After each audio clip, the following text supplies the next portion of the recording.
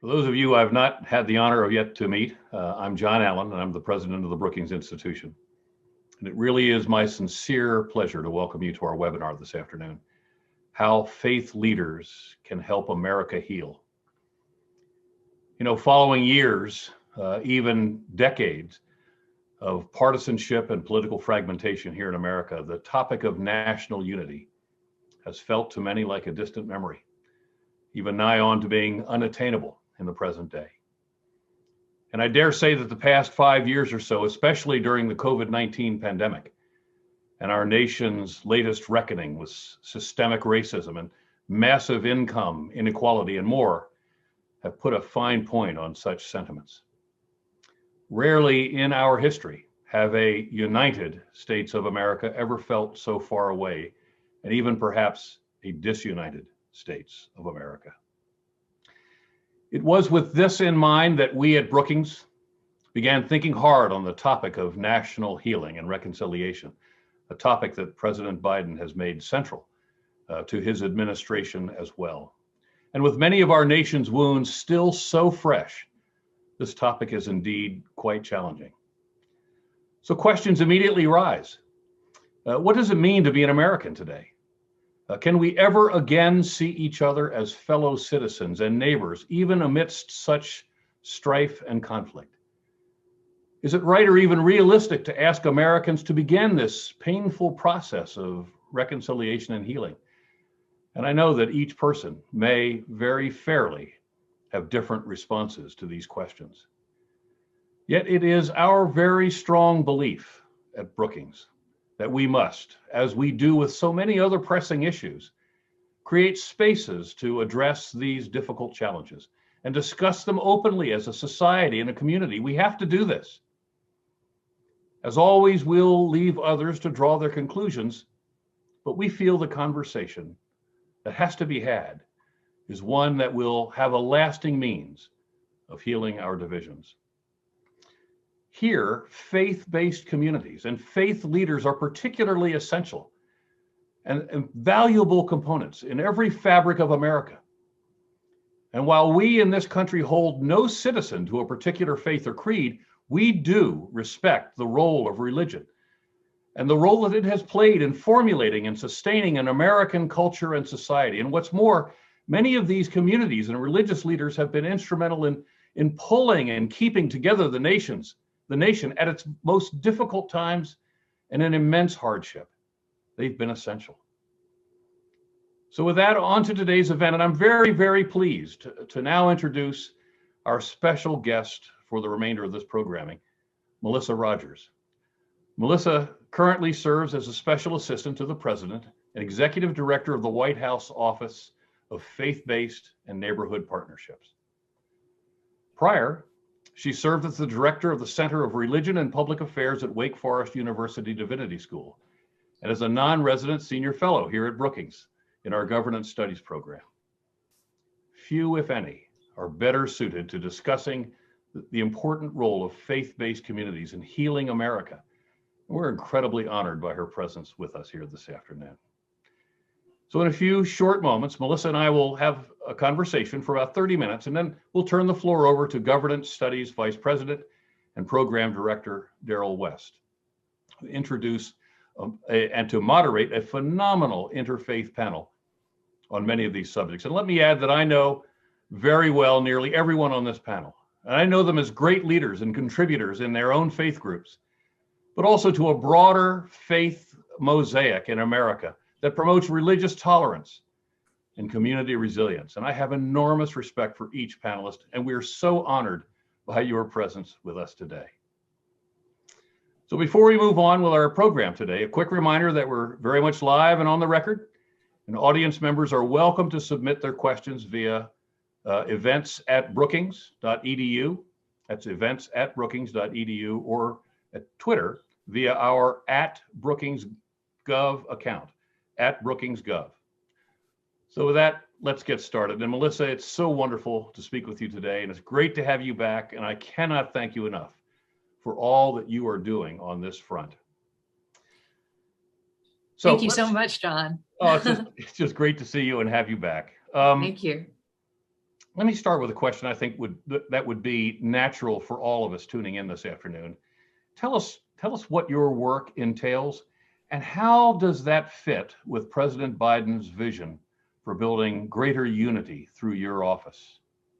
Great. Well, thank you so much for that very kind and generous introduction, John. It's such an honor to be back with you at Brookings. And I'm so appreciative of the leadership that you bring to Brookings generally and to this issue specifically, as well as that of Darrell West and the terrific report that you all collaborated on not too long ago, producing great food for thought for all of us. So thank you for that. I also want to thank my dear friends, E.J. Dion and Bill Galston of Brookings, who I've been able to collaborate with and cherish a friendship with for many years. And thanks to all the distinguished panelists and indeed everybody who's joining us today. I know so many who are joining us are playing such an important role right now in helping the nation heal. So we couldn't have a better time or a better group for conversation. And as you mentioned, it's a great honor to serve President Biden in this White House. We are moving forward on many fronts, including this front of, working with faith and community partners to serve people in need, which is the mission of the White House Office of Faith-Based and Neighborhood Partnerships. And I know Brookings has a long history here, given, the presence of John DiIulio, who has been associated with Brookings for many years and served as the first director of this White House office when President George W. Bush established it more than 20 years ago. So that's a great history. And of course, John is a wonderful and cherished friend and partner in this work as well. And so the office started, I think, over a felt need to ensure that we were doing our utmost through the White House work to not forget the very important role of civil society in all the work that we do, but particularly in serving people in need, which brings us together across many different political and ideological and even religious divisions or differences. So I think George W. Bush had the right intuition to think that we need a place where a front door at the White House where faith and community groups can go there and know where to knock and get some help in navigating what can be a very complex federal government. And also find a way to find others, including government, but not limited to government, that want to serve people in need. And so that was a process that George W. Bush set out, establishing this office and establishing centers for faith-based and neighborhood partnerships across the federal agencies, which I hope we'll get to talk about a little bit more later. So that office was established, and then President Barack Obama took office, and some were speculating about whether a president of a different party would continue the signature initiative of a president, a Republican president. And indeed, President Obama did. And of course, that was no surprise to those who know him, who, he got his start working on the South Side of Chicago, working with faith and community groups on trying to boost economic opportunity and meet people's needs there. So President Obama and Vice President Biden continued that office while putting their own stamp on its practices and policies and even its name. And that work continued in important ways. And then just this year, President Biden returned to the White House and reestablished the office. And we've been so glad to do that. It comes at such an important time, as you mentioned, with the COVID challenges, just to take the most prominent one. We have seen faith and community groups during this COVID challenge have to reinvent the whole way in which they serve people, especially when the crisis was particularly acute. You think about the ways that you need to run a food pantry. That's very different from the way you would run a food pantry in non-COVID conditions. And we also remember, I think all of us, the pictures that we saw of cars lined up down the highway for miles for food assistance. And so, that just broke everyone's heart. And I think faith and community leaders immediately sprung into action and figured out ways to serve people in those circumstances. And really, kept people's life and livelihoods together in such a crucial time. And we just cannot highlight that enough, because the ingenuity that took and the commitment and the heart that took was phenomenal. And we're still working on many problems, but I just want to really tip our hats to faith and community providers for, really stepping into that gap. Of course, now we're working on a number of challenges that are related to COVID, but not only COVID. You mentioned systemic racism and economic recovery, which continue to be huge issues, as well as deep political polarization. Those are clearly some frontline challenges for all of us. And so one thing we've done is start what's called a COVID-19 Community Corps. And if you look at that, the founding members of that COVID-19 Community Corps, you'll see people from the right and the left, politically and ideologically, and the right and various religious traditions, and people of no religious faith, who have said, I want to help America get vaccinated. And I want to help America, know the facts about the virus and the vaccine. So that has been an amazing effort already, and one that we're looking forward to building upon. And I would say that there is continuing to be these centers across the various federal agencies. And I would cite partnerships of the center at the Health and Human Services Department, for example, to work with the National League of Cities on boosting economic recovery, in part by highlighting efforts of faith and community leaders, which, even though it's not well known, faith and community leaders play a big role in helping people to get a job, the unemployed, and to help the underemployed get trained and get into better paying jobs. FEMA is making sure that faith and community organizations have the information about preparing for the upcoming hurricane season.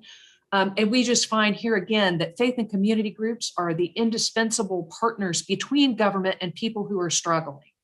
And so that is very important. And then over at USAID, our center there is working with faith and community partners on crises around the world, including one in Ethiopia right now, to address threatening hunger and suffering.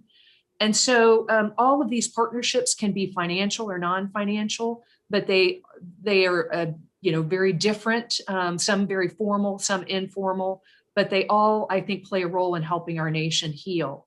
I'll just mention that the other thing that I'm doing is working at the intersection of faith and public policy to just deal with some of the issues there, sometimes fraught, helping people to understand how we try to comply with the spirit and the letter of the Constitution, and making sure that we're listening to everybody, because Joe Biden wants to be president for all Americans. Well, listening to that long list of things that you're doing, I'm trying to think, when are you sleeping? But as you well know, this is a almost a 24/7 job. It really is. We're yes. So glad you're doing it. Now, you just touched on something I think it's really important, and I think for many Americans, when we think about the issue of reconciliation and healing, we don't automatically come to the faith dimension of reconciliation and healing, and the role of faith-based communities and faith leaders. Now, as you pointed out properly, the Constitution is pretty clear on this matter. So for our audience today, how should we be thinking about religion's role in American public life, and the role that these communities can play in doing this? And you've touched on some of this, but I think a specific explanation might be quite helpful. Yes, and that's a great question, because sometimes we find people are quite confused about what the Constitution says, and even about whether an office like the one I run should exist in right. the government. So, the Constitution says that the government can't back religion. It can't be promoting theology and, telling people that they should believe one way or the other. But it also says that people of faith have the rights to express and practice their faith, and that the government needs to protect those rights. And so we work right there to say that it is not the government's role to promote theology or religion, but it is government's role to work with all citizens who want to be, in our office's case, helping people in need. And it would be silly and hostile to religion for the government not to work with faith and community groups in these situations. So it's incumbent on the government to engage with everyone, including faith groups, in this task. And of course, we have to do that in a way that treats all faiths equally, does not favor one over the other, and that also importantly includes people who say, I'm not a person of faith, but I want to serve people in need too. So those are just some of the very basic rules. Our Constitution, has the separation of church and state, but that doesn't mean that government and religious groups can't talk to one another, can't work together on issues of shared concern. And we've gone over this particularly with all these COVID vaccination sites setting up in houses of worship. And we've been encouraging government to say, you can work with houses of worship on doing this because this is a shared public health aim.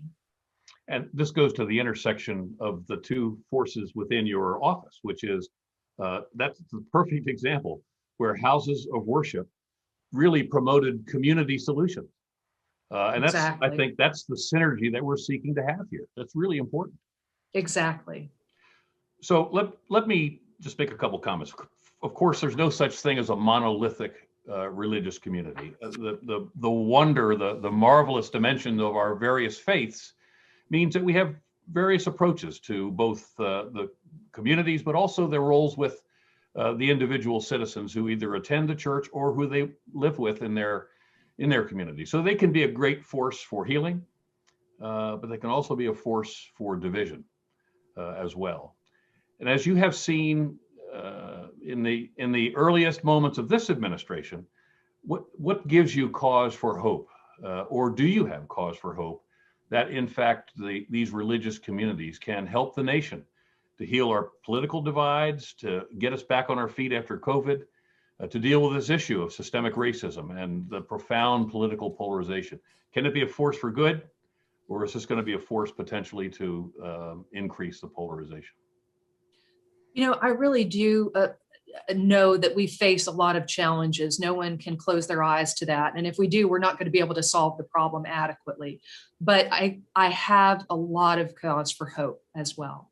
And, I think somebody that holds the job that I do just can't get away from being hopeful, because every day I have people reaching out to me, including the panelists that you're going to be speaking with in a little bit, reaching out to me saying, how can I help? Or here's what I'm doing. Do you think by combining our efforts, we could make this effort more than the sum of its parts? And that, without fail, that happens multitudes of times every single day. And so I'm very hopeful.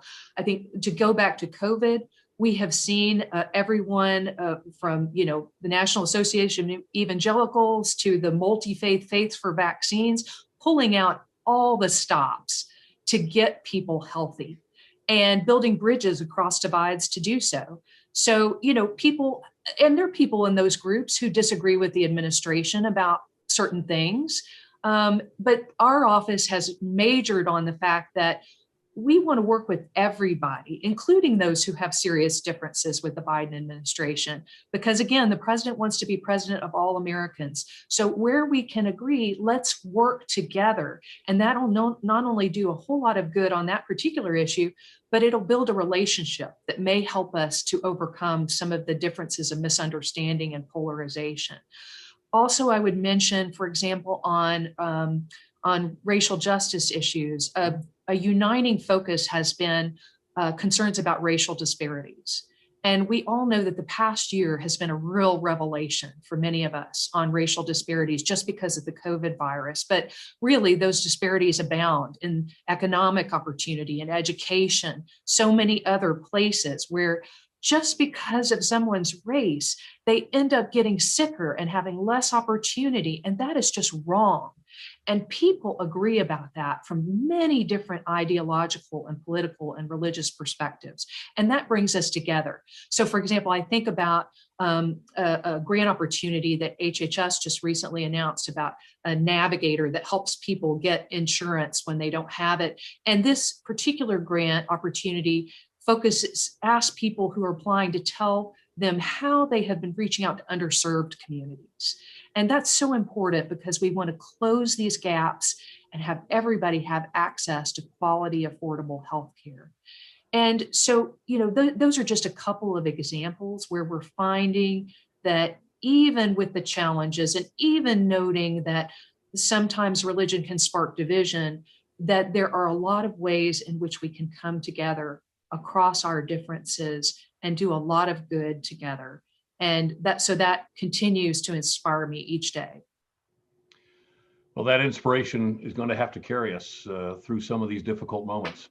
And, one of the things that in my recent experience, and in fact, working very closely with some of the wonderful people on this panel, we were asked by the Secretary of Homeland Security what we believed could be some steps to deal with the violence against our faith communities. It is such a horrendous reality that many of our faith communities cannot practice their faith without fear for their physical safety. And again, many of the panelists, we witnessed this personally. We've seen of late a spike in anti-Semitic attacks in the United States, as well as a rise in hate crimes against Muslims, against Sikhs, against the predominantly Black Christian communities in the South. What, in your mind, are the kinds of policies and partnerships that we should be pursuing actively to provide protection to these precious communities to address these problems?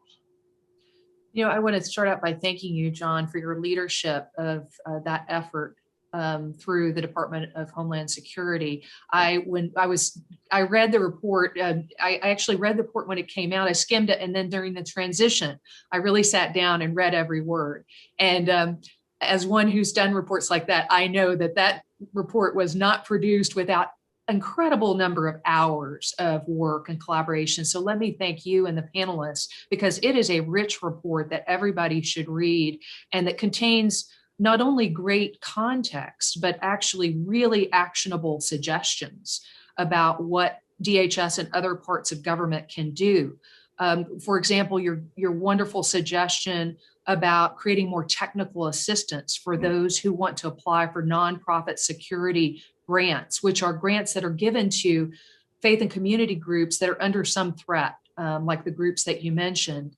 And this, this appropriation for the grant program is there and welcome, that it's been strengthened recently, including by President Biden. At the same time, we know that not everybody has a team of lawyers to help them produce a grant application. Sure. And that's not right, because some people who are the most threatened would not necessarily have that kind of assistance and experience. So what can we do to, make sure that there's more technical assistance for people that are applying for these funds that they really need? And your report is a source of great granular, actionable items that is, on many desks right now as we think about what we can do to improve in this area. I would also cite the president's signing recently of the COVID-19 Hate Crimes Act and the Jabara Hire No Hate Act. And what this act does, and the president spoke about it when he signed it a few weeks ago, it gives us a bunch of new tools to try to prevent incidents of hate that are unlawful, and also to prosecute or combat those hate crimes when they unfortunately do happen. And you'll may be aware that Attorney General Garland released a memo just recently about the Department of Justice's early efforts to implement this law. And he talked about several things like increasing resources and coordination to combat hate crimes and hate incidents, expediting the review of hate crimes, increasing the department's language access capabilities, because we find that the reporting of hate crimes is not nearly what it should be. And oftentimes we find that there are language barriers. So what can we do to overcome those barriers so that we can get the reporting and prevent hate crimes moving forward and bring justice where hate crimes have occurred? The memo of the Attorney General also talks about restoring the role of the Community Relations Service at the Department of Justice, that I know you may be familiar with, that really plays a role in helping create community understanding and being there with the community when it's in crisis. The other interesting point that the Attorney General made was a suggestion about creating what he called district alliances against hate. And he encouraged each U.S. Attorney's Office to consider what it could do in using its convening power to bring together communities, law enforcement, civil rights coordinators, to talk about what the community is experiencing in terms of threats in this area and how the community could come together to respond.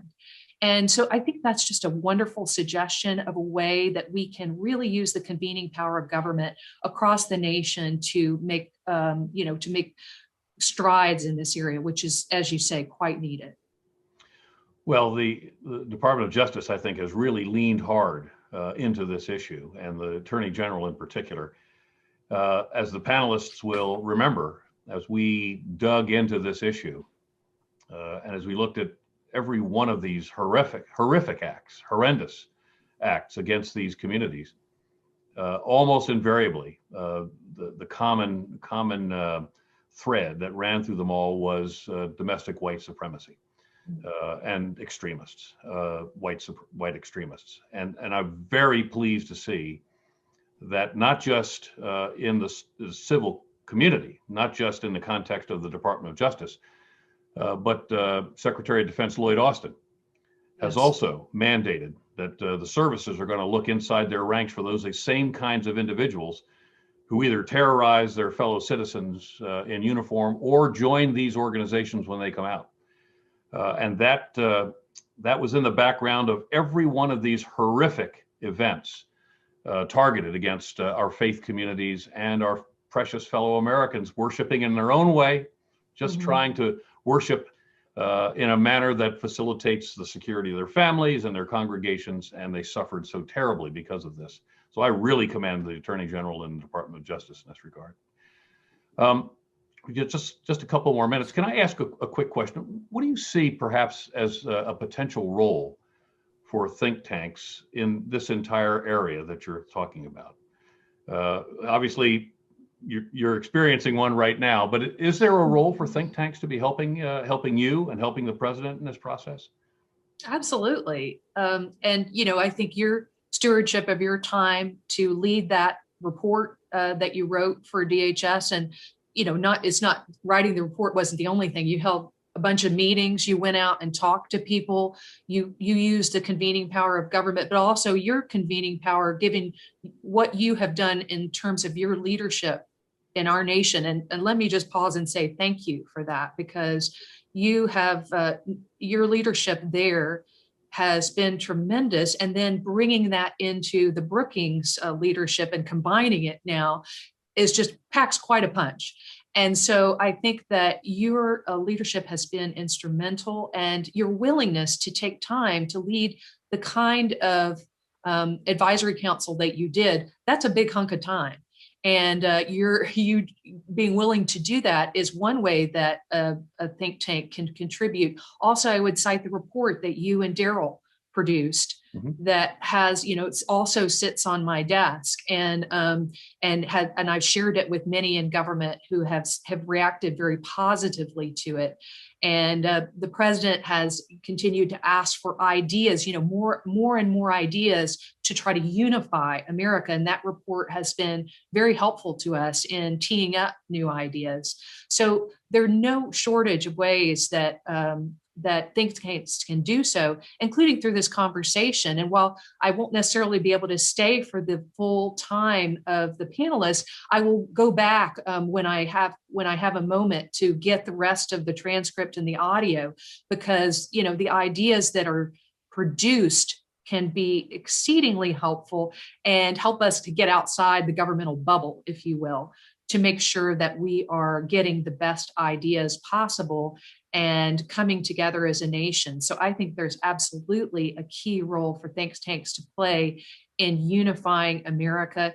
And I especially appreciate Brookings' historical role in recognizing the faith community. It's not every think tank that has really taken seriously the intersection of faith, public policy, and law.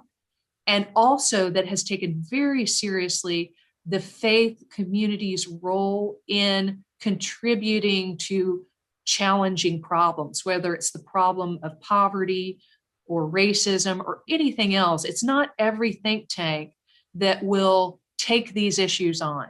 And Brookings has done it historically, and you have done it very prominently through your leadership. So I really thank you and appreciate that deeply in terms of the work that I do right now.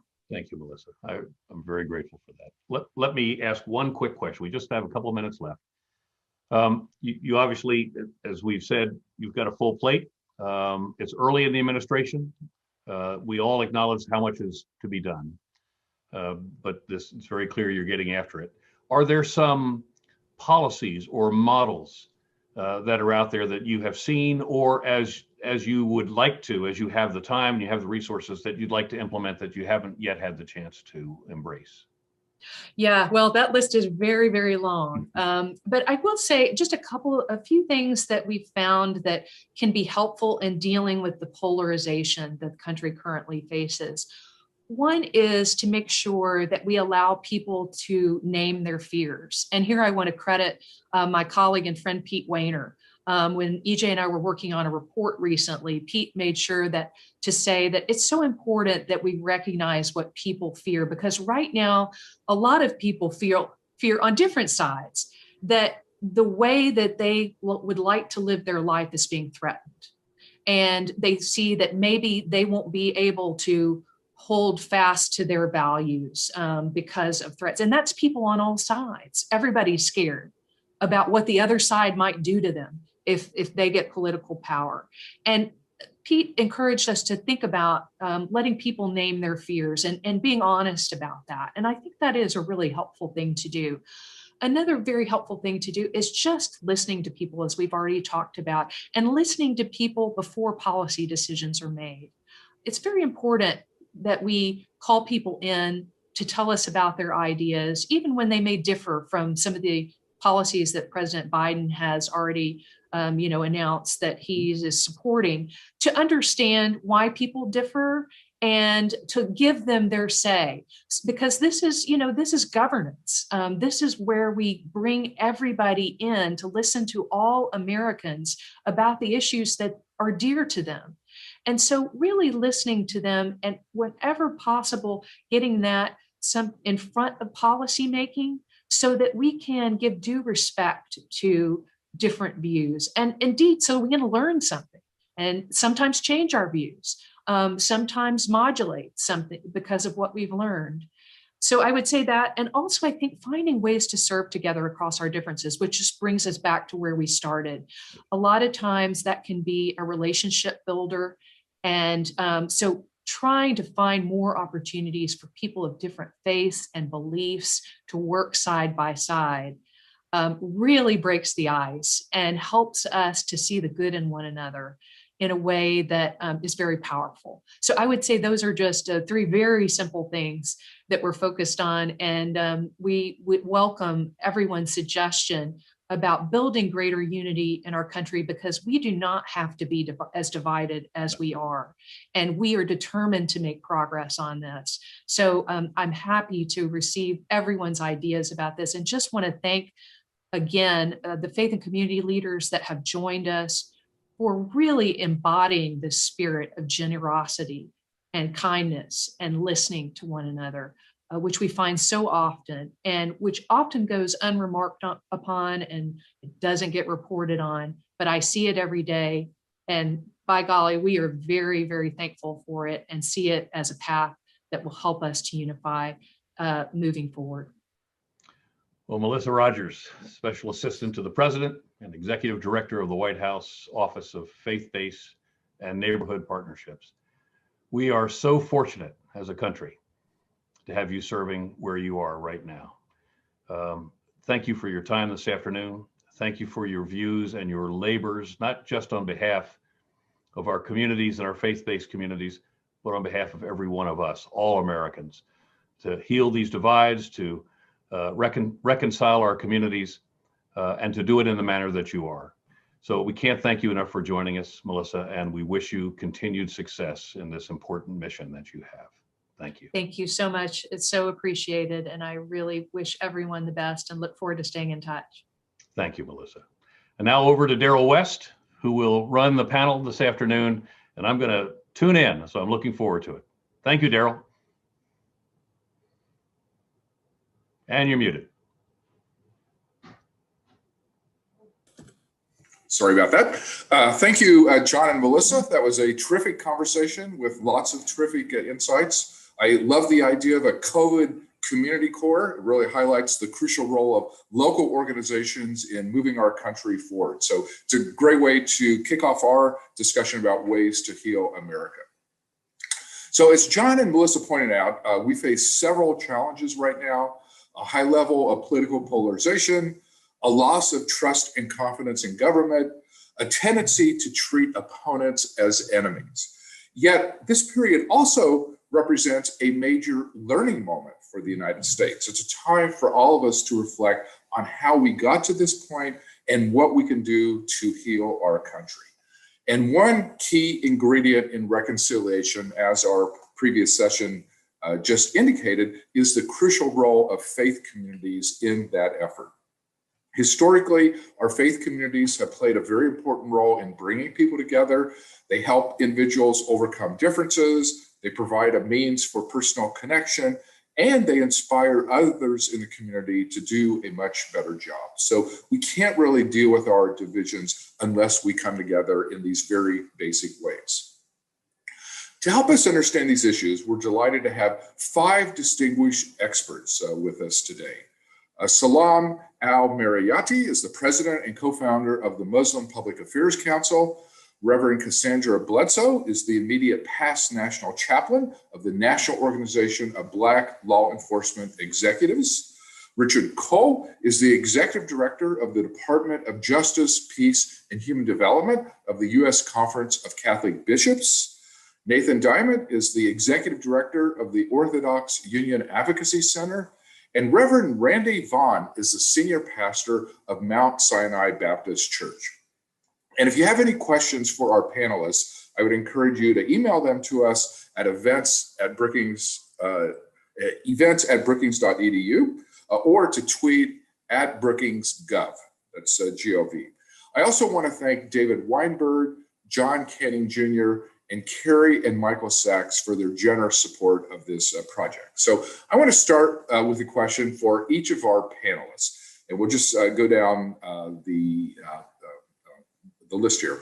How do each of you see the issue of societal divisions, and what is your organization doing to heal the country? And Salam, let's start with you.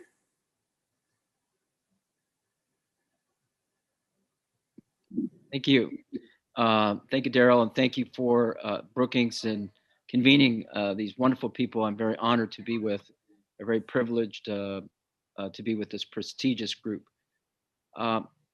I think the problem and the answer lie in religion.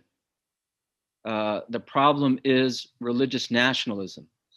When religion is used as fuel to push a political ideological agenda, but it has nothing to do with religion. It has to do with power. It has to do with supremacy. And therefore the answer lies in religion. Because the way I believe all of our religions have been founded, they've been founded on the basis of human equality, that God's will is diversity. God's will is pluralism, and is not just his will, it's something that's good for us.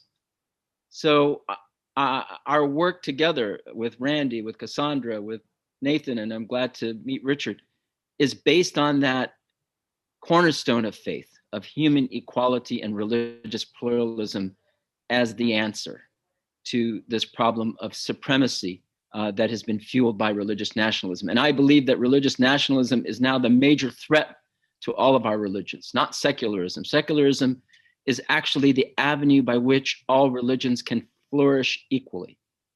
So we need to rethink how we approach this problem from the standpoint of religion to begin with.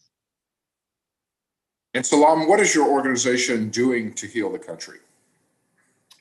Well, we do much. The fact that we engage one another is one very important part of the agenda for the Muslim Public Affairs Council and for all American Muslim organizations, is to be known, to engage.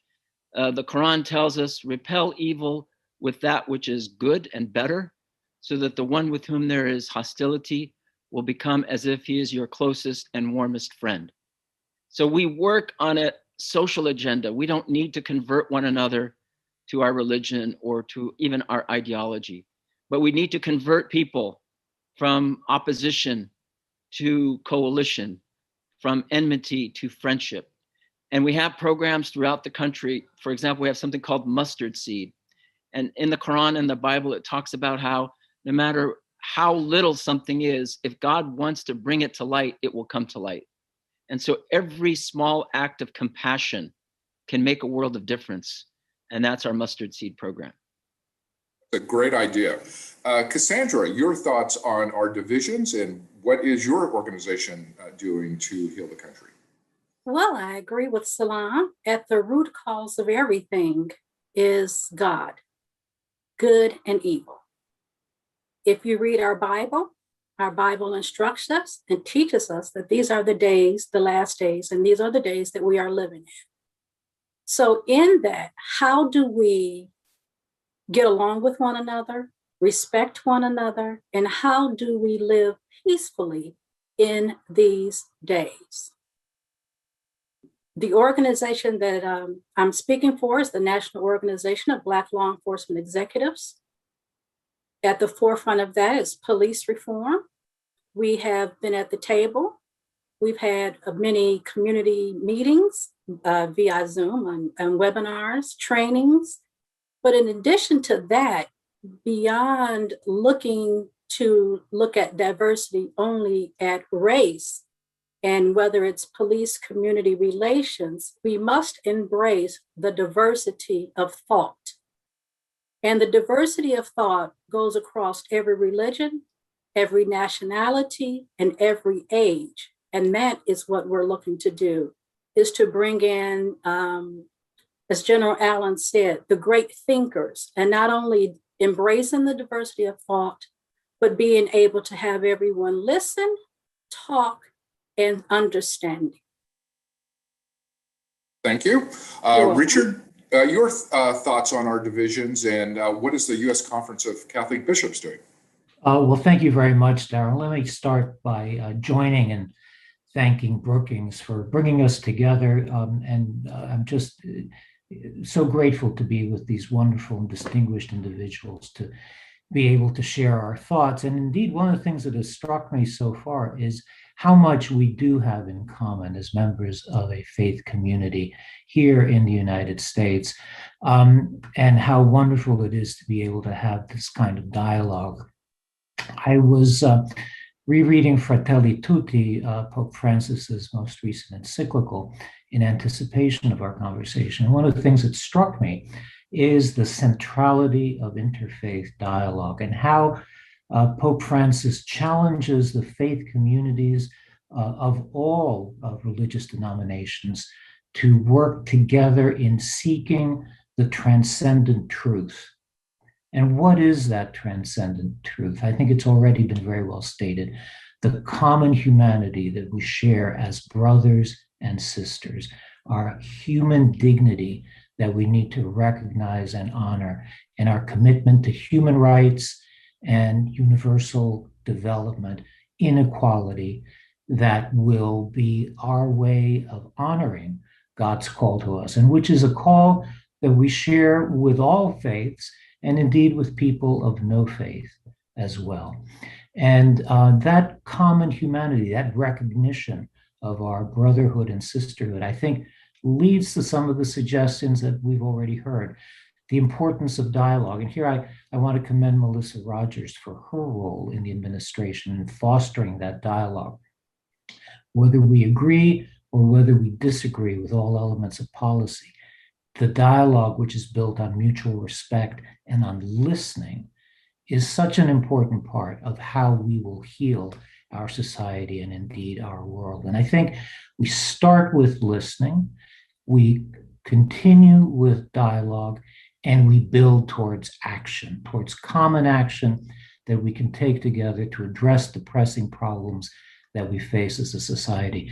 As one example, many of you know we have the Catholic Campaign for Human Development, which invests in community-based organizations across the country that are directed towards alleviating the consequences of poverty and really empowering community leaders to be able to champion their interests as they best recognize them, in recognition that they are the ones who have the best understanding of what their communities need. Many of those organizations are based on faith communities that are non-Catholic, non-Christian, and we welcome collaborating with those communities as we do indeed with purely secular communities. So I think that this conversation and some of the suggestions is the path forward that we can offer. And we can be servants and hopefully serve as models of the kind of dialogue and collaboration that can truly heal our culture. Well, that is definitely inspiring. Nathan, I'd love to get your thoughts on how you see the divisions and also what your center is working on. Thank you. And I will also add my thanks to Brookings and General Allen and all of you for putting this important discussion together, and how honored I am to be with my colleagues. I'll save us some time by associating myself with the remarks that have been made so far, and say amen to the fundamental points that, you know, the fundamental thing that perhaps the great faiths that are represented here have to contribute to this is the recognition that each human being is created in the image of God. I think that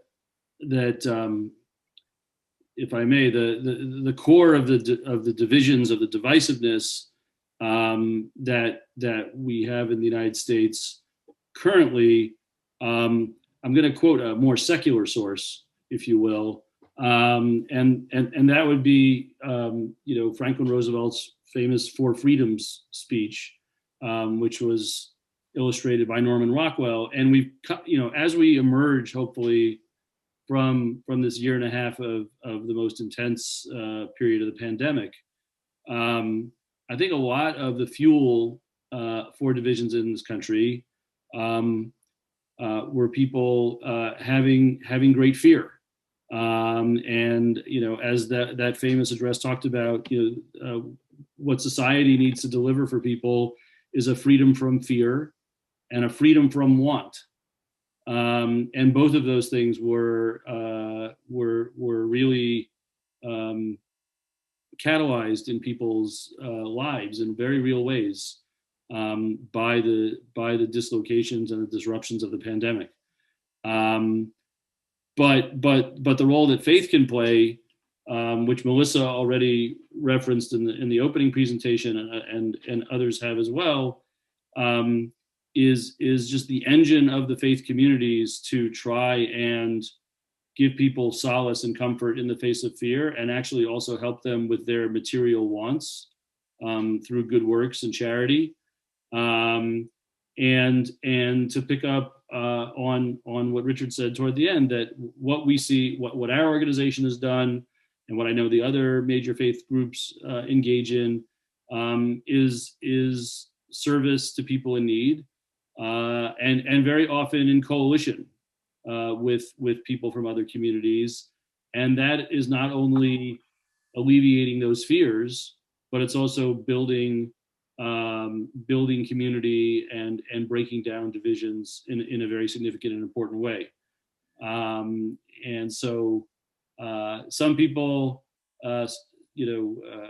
were scratching their heads a few weeks ago when my organization, Orthodox Jewish Organization, launched a campaign to raise funds to purchase oxygen concentrators for India, which is in the much deeper throes of the COVID crisis than we are, thank God, in the United States right now. But from the perspective of our community,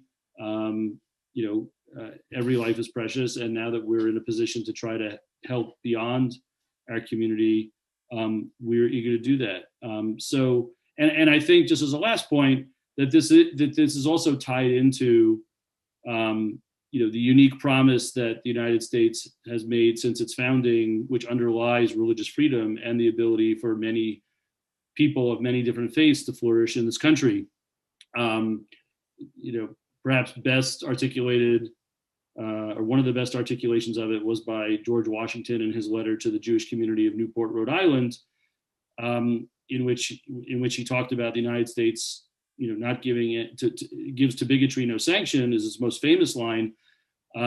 Made more famous now thanks to Hamilton is that Washington also quoted the phrase, right? Every person should be able to sit under his own vine and fig tree, and none shall make him afraid. And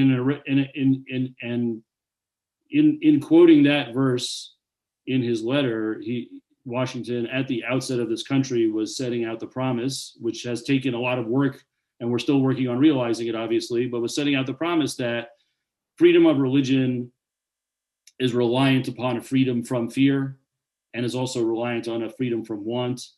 And the engine that allows society to build itself and bring all those things together so everyone can enjoy freedom of religion, can enjoy freedom from want, and enjoy freedom from fear, is a virtuous circle, if you will.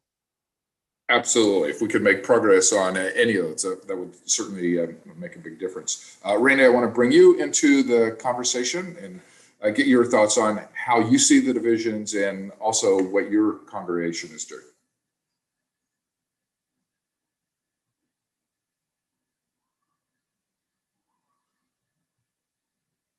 Yeah, we're not hearing you. Are you unmuted?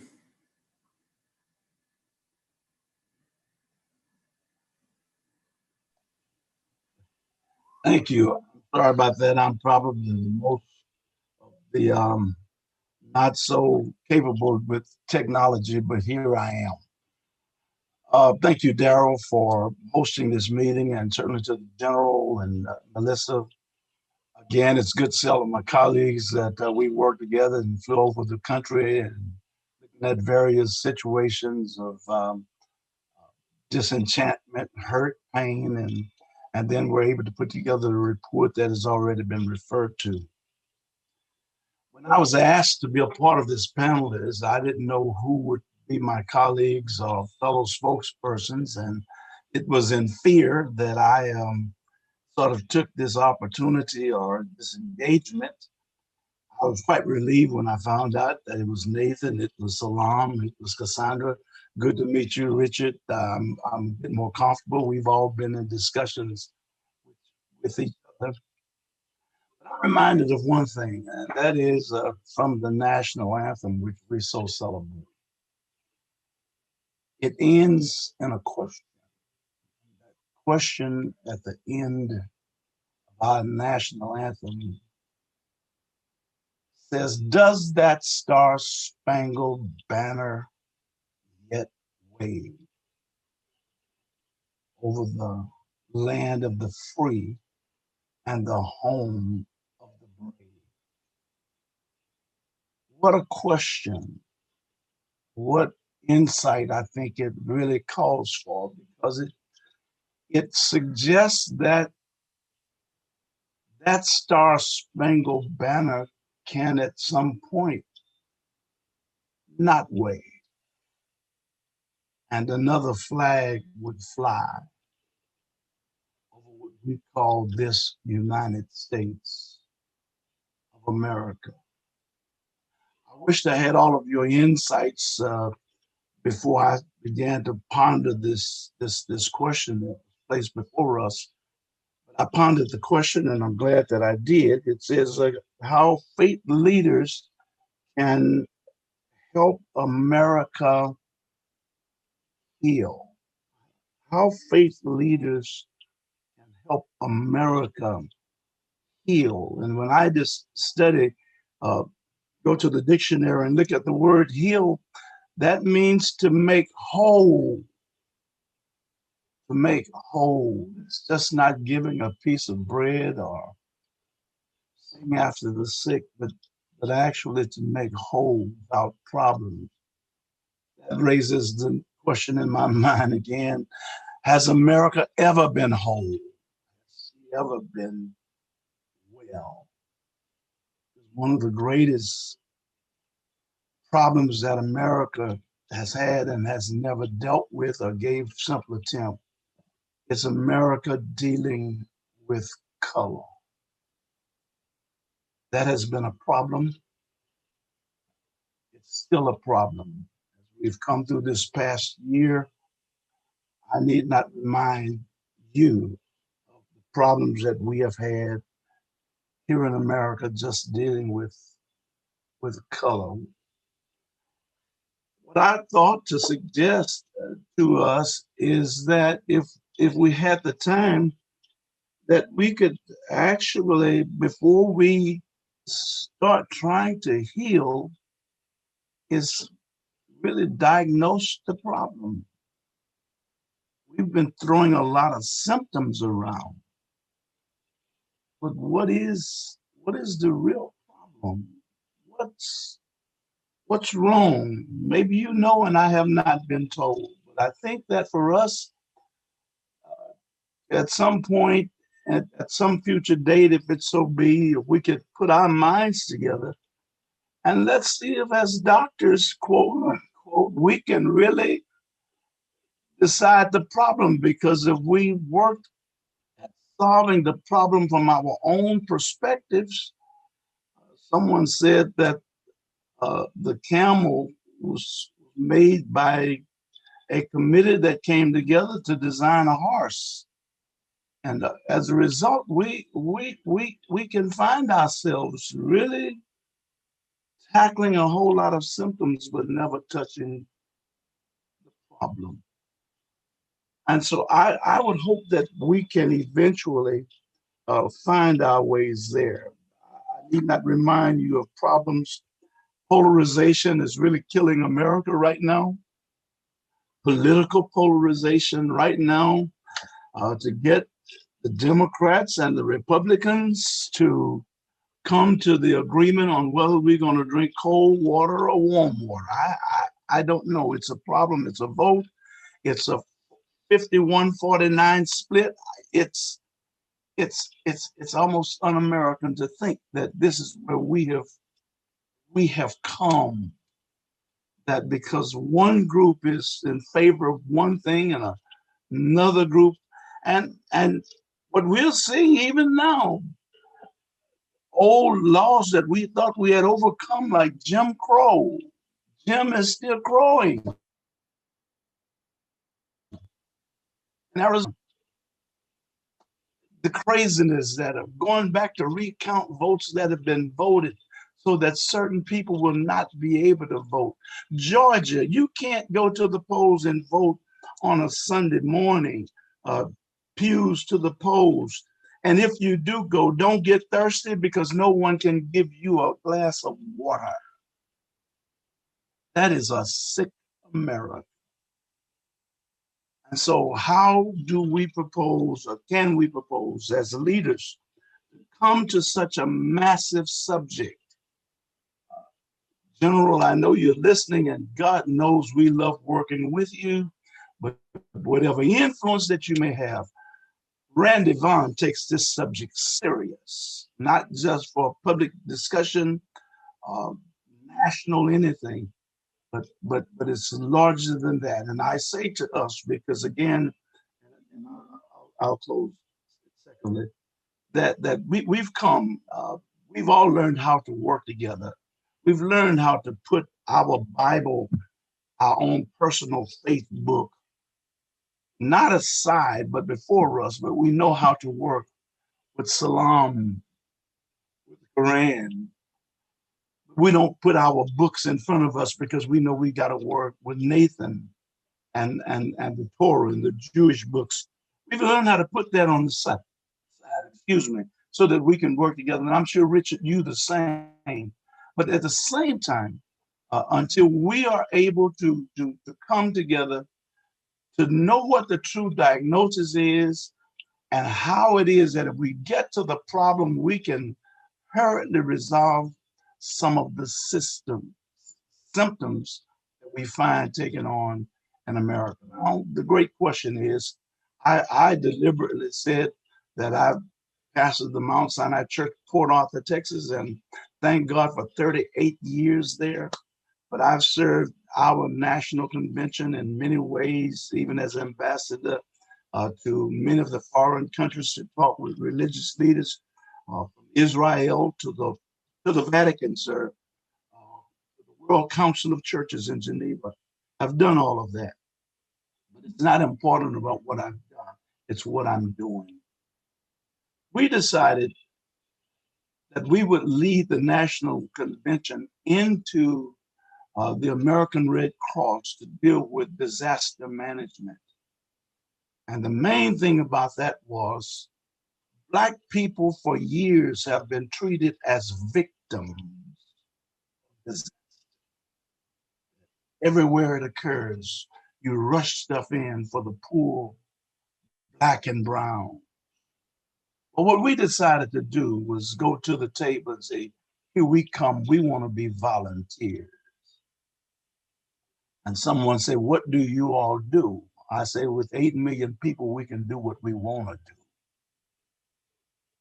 And as a result, we were accepted with MOU power and status into the National VOAD. And as of this day, those organizations are working together in that area. Locally, we've teamed up with Southern Baptist churches and other churches to participate with Black folk dollars on the table, not just white dollars, but Black dollars on the table, working together to common cause.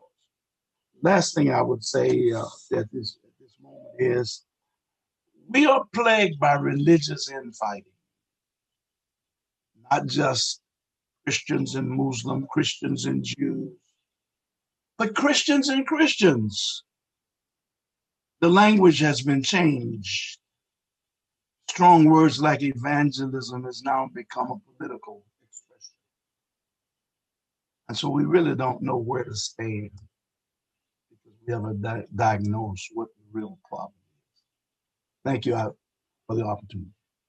Okay, thank you. And I agree that question of wholeness, or perhaps more aptly, the lack of wholeness is certainly fundamental in all of these discussions. So Salam, I want to come back to you. What kinds of changes have the potential to generate healing, and how can faith communities be helpful in doing that? Well, I think that there are two fundamental concerns to Nathan's point about, the 4 freedoms that FDR mentioned: the freedom from fear, freedom from want, freedom of speech, freedom of worship, and coming together, we work on those freedoms. So it's important for all of us to be seen together, working collectively for whoever is harmed, regardless of their religious background. And we did that. We came together working on this committee that was convened by General Allen and his leadership in securing houses of worship. And we went to San Diego, where a synagogue was attacked and people were killed. And 10 miles down the road, Randy and I were there, and the same man had attacked the mosque. So it's this attack on us is common. So going through that work of developing a security model, how to make houses of worship secure so people don't fear going into a mosque or a synagogue or a church or a temple where they can convene. That fundamental security is critical in the work between our faith-based organizations and our government through the work of Melissa Rogers and the faith-based office. And working on affordable housing. I mean, in LA, we have a terrible homelessness problem because there's no affordable housing now. And now tents are coming to our doorstep of people who are homeless. And so what do we as people of faith have to do with that? We have everything to deal with that problem. So dealing with the fundamental fears of people, dealing with poverty together, going through the pain together, I think would do a lot in bringing us forward. The last thing I want to say, for us as Muslims this week, there was a family that was attacked in Canada, which brings us to this notion that our problems are not so much south of the border, our problems are north of the border as well. And there's a transnational white supremacist movement that is infecting America. And our government has to take this problem seriously, as the general eloquently articulated in his remarks. He himself is taking this issue as a priority, and so is Brookings. So I appreciate that. But I believe there's a lot to do now on that issue. So on the one hand, we have this problem. On the other hand, today is a historic day for us as American Muslims, because the first American Muslim judge has been appointed and confirmed by the US Senate now to serve on the federal bench. And so it gives us hope. And I think we have to stress on the hope, stress on these great people that we have assembled and working together to come up with solutions, but understand that even though God has allowed us to have different religions, there's still one message, and that is to believe in God, to believe in the human family, and then go and do the good work. Yeah, that is an important step forward, getting someone on the bench. So congratulations on that. Cassandra, what kinds of changes are you looking for? I am looking as a Christian, as a believer. In Christianity, we say, by his stripes, we are healed. Many of us preach sermons and believe truly if we could just touch the hem of his garment. But all of us believe in every faith that we must love one another. The change that I'm looking for is for those of us who have professed to know Jesus Christ as our Lord and Savior, that we will step forward with love and not hate, and that the world will see our love for every single person on earth. We will not be able to say out of our mouths and be double-minded. True change comes not only just by professing Jesus Christ as your Lord and Savior, but able to act upon that out of your heart that is truly changed for Salam, for Richard, for Nathan, for Randy, for you, Daryl, and for the rest of the world, to say that we are Christians and that they know us by our love, that we are believers in God and they know us all by our love, that we would put down our weapons and study war no more. If that change could come with absolute respect and love for one another, then it will be well with my soul. Thank you. Richard, what kind of changes are you looking for that you think have the potential to generate healing, and how can faith communities help implement those ideas? Thank you, Daryl. I'd like to go back to Fratelli Tutti and some of the work that USCCB were trying to do to implement that. And we have a new program that we are developing called the Civilize It program. And the goal, as it's described, is to build a better kind of politics. And it builds on so many of the wonderful statements that my fellow panelists have already articulated so well. Really, the importance and the centrality of human dignity, the importance, once again, of listening with attention and not just with our ideological predispositions, of conversing and entering into dialogue with mutual respect, and dare we say it, with mutual love, which is, I think, what all of our religious traditions call us to do, and then to see common areas of action that we can implement. I think when we started thinking about this Civilized program, we thought, wouldn't this be a good program to roll out with our colleagues in Congress, with members of the faith community that serve the public good and government? But I think now we realize that we as physicians need to heal ourselves first. We need to apply some of the lessons of this program internally in our own faith community. And I'll speak for our own Catholic community as an example of a place where dialogue and respect and healing need to take place. And we think that as a result of this Civilized program, which is a methodological solution, that we will lead to practical implementations. We will recall once again our common brotherhood and sisterhood as children of God.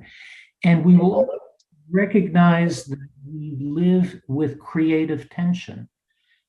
And that recognizes the point very beautifully made previously that diversity is a great gift.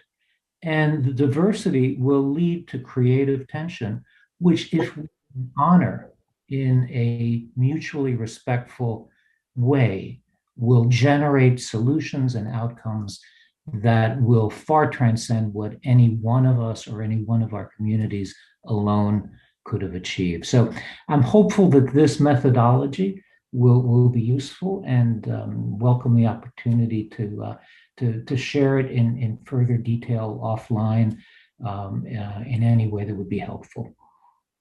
That does sound promising. Thank you. Nathan, what kind of changes do you think have the potential to generate healing? So I think I want to pick up again on a word that Richard used, which is the word diversity, which is much talked about in American society right now, and suggest that, and again, I think there's a role for faith-informed knowledge to play in generating healing in society. Is that the faiths, as the great faiths, as it has been said, including Judaism, puts a real positive, affirming value on diversity. There's a passage in the Talmud that talks about the fact, right, when God created the world, God created initially one human being, Adam, and then Eve, but all the human race descends from this one initial creation. And the Talmud remarks, to say, look how great God is, and compared to a king, a mortal human king. If a king would mint coins from a single mold, all the coins would look the same. But God has created an entire, species of humanity from one original mold, namely Adam, and we all look different, let alone have different thoughts and different passions and emotions and everything else that makes us individual. And it's putting a real affirmative, faith-based value, if you will, on God's creation of diversity. And while in the social science context or in the political context right now, diversity right now is talked about in the sense of making sure we have different perspectives around the table and different representations around the table, and that's important. That lens on diversity is not necessarily one that gives diversity that kind of, I think, affirmational, aspirational meaning in the same sense. It's because it's more in the political sphere. I think it has more to do with, is the pie getting sliced up in an equitable way, which again is very important and very fundamental in our society. There's great inequity. The pie does need to be divided in an equitable way, but that relates to the freedom from want, right? That's a very almost utilitarian understanding of why should we care about diversity, why should we care about representation, et cetera. But I think what the faith communities can bring to the conversation, and that leads to an important component of the healing that we are talking about today, is this affirmational, aspirational value that we're all created in the image of God, and God deliberately created us all quite differently, and that has this aspirational value, which if society as a whole would be more embracing of, that would have a more healing effect and minimize the focus on the divisions rather than the commonality. Thank you. So Randy, I want to get your thoughts on the changes that you think would make the greatest difference. And then we're going to go to audience questions, and people can send their questions to events@brookings.edu. So Randy, your thoughts. I'm going to give you back some time, but I work every day in prayer on a passage found in the Chronicles that I believe is an answer for a world. And it simply states, if my people who are called by my name, that is God speaking, will humble themselves and pray and seek my face, very important word, and turn from their wicked way,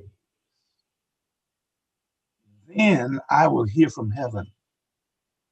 I will forgive their sin, and I will heal their land. Terrific. That is powerful. So we're getting lots of questions from the audience. So I'm going to throw these questions out. Any of our panelists who want to jump in and answer them, feel free to do so. So the first question is, how does one address the reality that many people seem to value their political opinions over the teachings of their faith? Any of you who want to comment on that? Can you repeat that, Daryl? How does one address the reality that many people value their political opinions over the teachings of their faith? Well, I think, oh, go ahead, Richard. No, please, you go. No. You guys are both way too polite. Well, I'll be very brief to allow time. And it comes back to a point made in Fratelli Tutti, I think, which is that we have lost contact with the transcendent truth of all religions. And to that end, the encyclical points out, until we recover that as a result of interfaith dialogue, we will always be burdened by the inability through purely political means to achieve the common good. So I think that in a way, the challenge is on us as members of the faith communities to recall that transcendent truth in unison and to honor it by our actions and our commitment to it. Yeah. Okay, and Salam, you wanted to comment? Yeah, just as an example, I mean, there are teachings of the faith that change throughout time. I remember a time when in our community, music was considered forbidden. And even going to a church or a synagogue was considered, not deviating from the faith, but really pushing it on the brink. And look at us now. We have Muslim hip hop artists and so many other forms of music in our community. So when a person says, my political opinions or personal opinions, any opinion for that matter, is not aligned with the teachings of my faith, I would say, I think you need to rethink what the teachings of your faith are, and look at what Richard said, that the truth that comes, the transcendent truth that comes from the faith, which are common and simple. It's mercy, compassion, justice, human dignity, freedom. These are the truths that come from all of our faiths. Okay, thank you. We have two questions that are related, so I'm going to provide both of them and ask for your comments. The first one is, how do we seek unity and reconciliation with justice, and the with justice was capitalized, for those who have been excluded and oppressed? And then the second question, which relates to this, is, do you see examples of congregations of people of color and white congregations forming significant partnerships to deal with this issue of healing and reconciliation. Any of you who'd like to comment on that? I think we're seeing daily diverse congregations, or congregations of color, coming together to work on various needs of their own particular communities. One of the things that we would like to see more of, that is, of course, today there are many Blacks who attend the white church happily. But unfortunately, that's a one-way street. We're not seeing whites coming over to Black churches.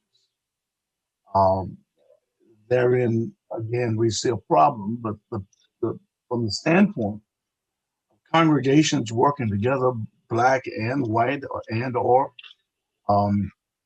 I think we're doing a good job of that. Now, my fear is, I think age-old words like humanism kind of slips in, because humanism, from its basic understanding, is man being predominant and leaving God out. And because of that, we are beginning to see people wanting credits for themselves, for man's sake, and not so much as to the glory of God. That presents a problem. Thank you. You want me to preach some more? No, that was very good. Great. Cassandra, any thoughts on your part on this, or any examples of white and non-white congregations coming together in meaningful partnerships? Yes. One of the things that I wanted to say is that I heard some time ago that Dr. Tony Evans preached, and in his sermon, he said, God can do anything he wants to do, but God cannot be second. And I see through COVID that many of us came to the realization that we had placed our political views, our race, our location, and our beliefs first before God. And every religion, no matter who you are, every faith says that God is first.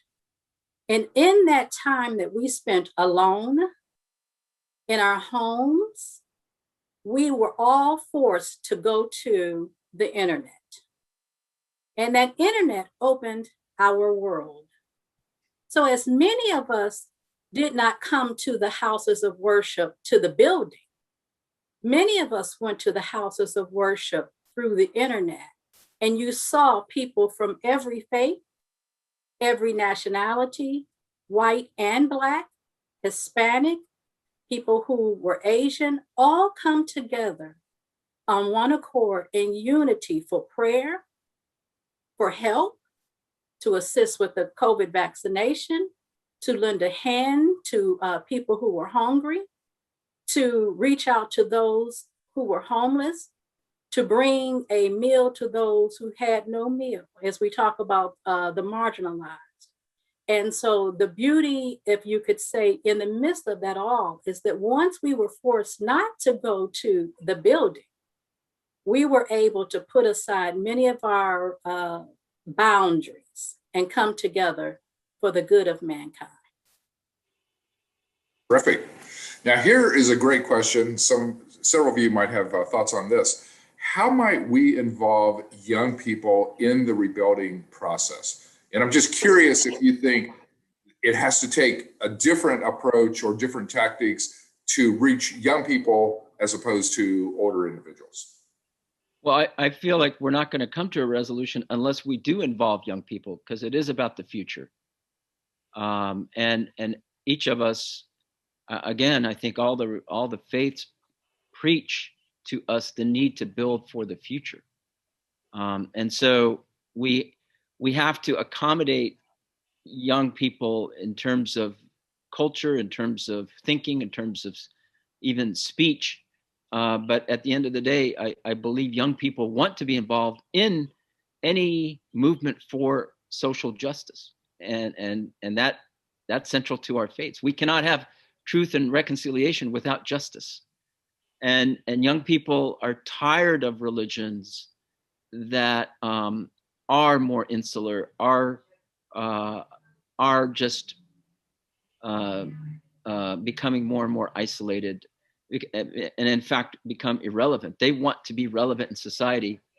I believe there's still a search for God and spirituality among young people, even if they don't belong to any organized religion. Nathan, any thoughts from you in terms of how to reach young people? I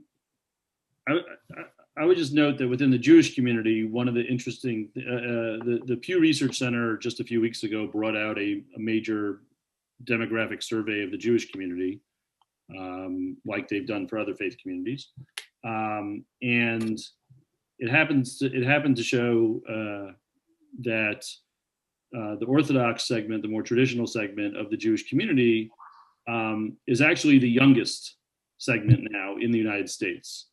That a third of American Jews under the age of 20 or so self-identify as Orthodox. And I think in the case of the Jewish community, and I suspect the case, my colleagues can correct me if I'm wrong, of other communities, younger people are looking for authenticity as much as anything else, and the faith communities that are able to engage younger folks with an authentic voice rooted in the faith, and again, as we've discussed for the past while, and a component of that for each of our faiths is recognizing the dignity of difference, can help draw them into this enterprise as well. Yeah, that's a great point. I agree with that emphasis on authenticity. That is really important to young people. We have time for one more question. Someone has asked, what efforts are being made by progressive religious leaders to reach out to evangelicals on this topic of healing and reconciliation? And then a second part of that is, have evangelical leaders been receptive to having this kind of dialogue? In fact, I was just at 2 evangelical churches in the past 2 weeks, and that's part of our program. We should not stereotype one another. We're all victims of stereotyping, but we also are culprits of stereotyping. There's this notion of each of our religions as being monolithic, and definitely for Christians it's not monolithic, and for evangelical churches there are many that want to engage, want to open up, want to have dialogue about these issues. So I was in Phoenix, Arizona, and Orange County, where we had people come together, and there was, I have to say, it was very inspirational, and we need to do more of that, and include them in this movement, this coalition that we have formed here. So I believe that the voice of any religion is not represented by a single person, other than in some churches, in some religions there is that religious hierarchy in terms of theology, but in terms of community sentiment, in terms of opinion, we have to speak directly to them rather than have the media or any other political vehicle speak for them. Yes, I want to strongly affirm that. I think that's absolutely right. The USCCB, along with a couple of other Catholic organizations, is a member of an organization called the Circle of Protection, which is a group of over 20 Christian denominations, including the evangelicals, who are very active and contribute greatly to the work of the Circle, which concentrates on anti-poverty programs and making sure that those in need, the marginalized communities, are being effectively ministered to by the government and by society as a whole. And I think that comes back to the point made previously by other members of the panel. If we can avoid doctrinal controversy and focus on the core values of mutual support and assistance, I think we'll find common cause with many members of the faith community. And certainly the evangelicals, I think, would be very happy to participate in that project as well. Terrific. Well, I think we're going to make that the benediction on this discussion, but I do want to thank Salam, Cassandra, Richard, Nathan, and Randy. All of you had terrific insights into this. I like the emphasis on the importance of listening to other people and engaging in dialogue as a way to facilitate healing and reconciliation. And those of you who are interested in the paper, John Allen and I wrote, you can find that on the Brookings website at brookings.edu. It's our plans and some of our ideas on how to promote healing and reconciliation. So thank you very much. We appreciate the audience tuning in. And again, thank you to the panelists for taking the time to contribute your thoughts on this important topic. Thank you very much. Thanks for watching. Be sure to like and subscribe for more videos from Brookings.